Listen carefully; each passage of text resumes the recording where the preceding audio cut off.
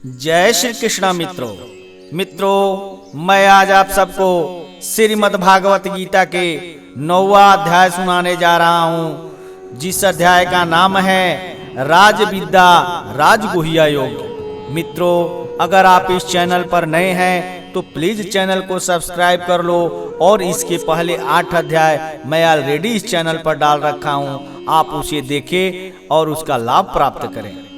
मित्रों, इस अध्याय में 34 श्लोक है। इसमें अर्जुन से कहा गया है कि तुम अपनी आंतरिक शक्ति को पहचानो और बताया है कि श्री कृष्ण की आंतरिक ऊर्जा सृष्टि को व्याप्त बनाती है, उसका सृजन करती है और पूरे ब्रह्मांड को नष्ट कर देती है, जो कि आत्मा को मेरे एक एक भाव करके मेरे को ही प्राप्त होगा। इसके प्रथम श्लोक में भगवान श्री कृष्ण बोले, तुझ दोस्त दृष्टि रहित भक्त के लिए इस परम गोपनीय विज्ञान सहित ज्ञान को पुनः भली भांति कहूंगा, जिसको जानकर तू दुख स्वरूप संसार से मुक्त हो जाएगा। यह विज्ञान सहित ज्ञान सब विद्याओं का राजा, सब गोपनीयों का राजा, अति पवित्र, अति उत्तम, प्रत्यक्ष फल वाला धर्म युक्त साधन करने में बड़ा सुगम और अविनाशी है। हे परंतप, इस उपयुक्त धर्म में श्रद्धा रहित पुरुष मुझको न प्राप्त होकर मृत्यु रूप संसार चक्र में भ्रमण करते रहते हैं। मुझ निराकार परमात्मा से यह सब जगत जल से बर्फ के सदृश पर पूर्ण है और सब भूत मेरे अंतर्गत संकल्प के आधार पर स्थित है, किंतु वास्तव में मैं उनमें स्थित नहीं हूँ। वे सब भूत मुझ में स्थित नहीं है, किंतु मेरे ईश्वरीय योग शक्ति को देख कि भूतों का धारण पोषण करने वाला और भूतों को उत्पन्न करने वाला भी मेरा आत्मा वास्तव में भूतों में स्थित नहीं है। जैसे आकाश से उत्पन्न सर्वत्र विचरने वाला महान वायु सदा आकाश में ही स्थित है, वैसे ही मेरे संकल्प द्वारा उत्पन्न होने से संपूर्ण भूत मुझ में स्थित है, ऐसा ही जानो। हे अर्जुन, कल्पों के अंत में सब भूत मेरे प्रकृति को प्राप्त होते हैं, अर्थात प्रकृति में लीन होते हैं, और कल्पों के आदि में उनको मैं फिर रचता हूँ। अपनी प्रकृति को अंगीकार करके स्वभाव के बल से परतंत्र हुए इस संपूर्ण भूत समुदाय को बार बार उनके कर्मों के अनुसार रचता हूँ। हे अर्जुन, उन कर्मों में आसक्ति रहित और उदासीन के सदृश, जिसके संपूर्ण कार्य कृतित्व भाव के बिना अपने आप सत्ता मात्र ही होते हैं, उसका नाम उदासीन के सदृश है। स्थित मुझ परमात्मा को वे कर्म नहीं बांधते। हे अर्जुन, मुझ अधिष्ठाता के आकाश से प्रकृति चराचर सहित सर्व जगत को रचती है और इस हेतु से ही यह संसार चक्र घूम रहा है। वे व्यर्थ आशा, व्यर्थ कर्म और व्यर्थ ज्ञान वाले विक्षिप्त चित्त अज्ञानी जन राक्षसी, आसुरी और मोहिनी प्रकृति को ही धारण किए रहते हैं। परंतु हे कुंती पुत्र, दैवी प्रकृति के आश्रित महात्मा जन मुझको सब भूतों का सनातन कारण और नाश रहित अक्षर स्वरूप जानकर अनन्य मन से युक्त होकर निरंतर भजते हैं। वे दृढ़ निश्चय वाले भक्तजन निरंतर मेरे नाम और गुणों का कीर्तन करते हुए तथा मेरी प्राप्ति के लिए यत्न करते हुए और मुझको बार बार प्रणाम करते हुए सदा मेरे ध्यान से युक्त होकर अनन्य प्रेम से मेरी उपासना करते हैं। दूसरे ज्ञानी योगी मुझ निर्गुण निराकार ब्रह्मा का ज्ञान यज्ञ द्वारा अभिन्न भाव से पूजा करते हैं और मेरी उपासना करते हैं, और दूसरे मनुष्य बहुत प्रकार से स्थित मुझ विराट स्वरूप परमेश्वर की पृथक भाव से उपासना करते हैं। क्रतु मैं हूँ, यज्ञ मैं हूँ, स्वधा मैं हूँ, औषधि मैं हूँ, मंत्र मैं हूँ, घृत मैं हूँ, अग्नि मैं हूँ और हवन रूप क्रिया भी मैं ही हूँ। इस संपूर्ण जगत का दाता अर्थात धारण करने वाला एवं कर्मों के फल को देने वाला पिता, माता, पितामह, जानने योग्य पवित्र ओंकार तथा ऋग्वेद, सामवेद और यजुर्वेद भी मैं ही हूँ।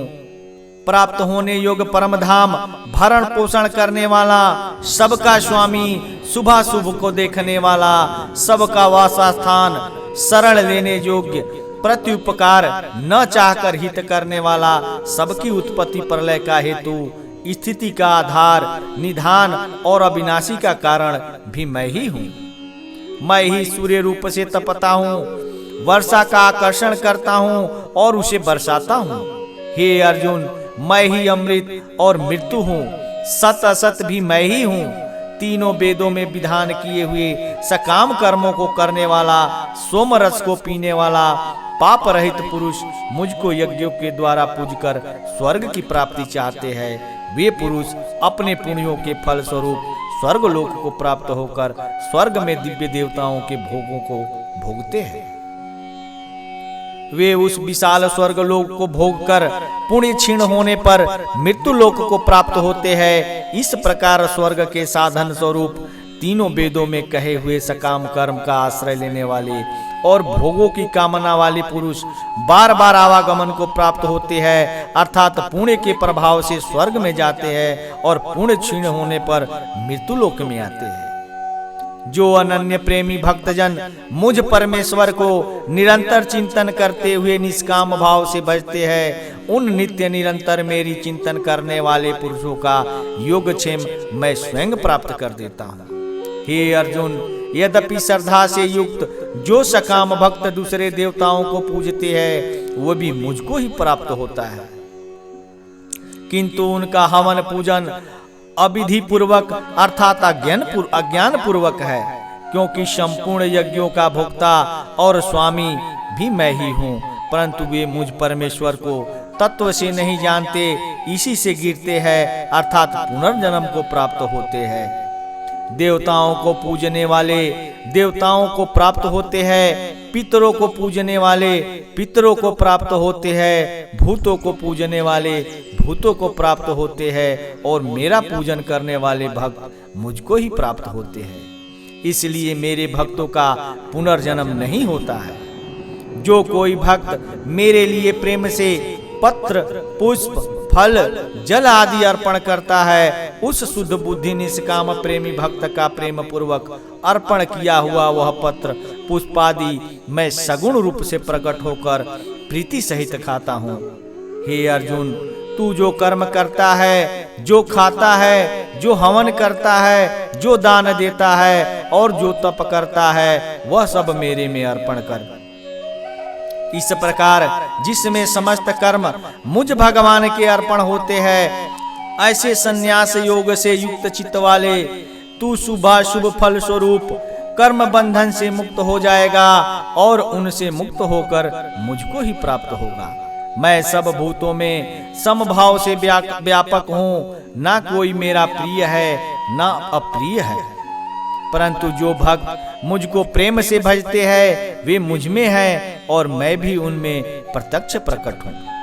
जैसे सूक्ष्म रूप से सब जगह व्यापक हुआ भी अग्नि साधनों द्वारा प्रकट करने से ही प्रत्यक्ष होता है, वैसे ही सब जगह स्थित हुआ भी परमेश्वर भक्ति से भजने वाले के ही अंतःकरण में प्रत्यक्ष रूप से प्रकट होते हैं। यदि कोई अतिशय दुराचारी भी अनन्य भाव से मेरा भक्त होकर मुझको भजता है तो वह साधु ही माना गया है, क्योंकि वह यथार्थ निश्चय वाला है, अर्थात उसने भली भांति निश्चय कर लिया है कि परमेश्वर के भजने के समान अन्य कुछ भी नहीं है।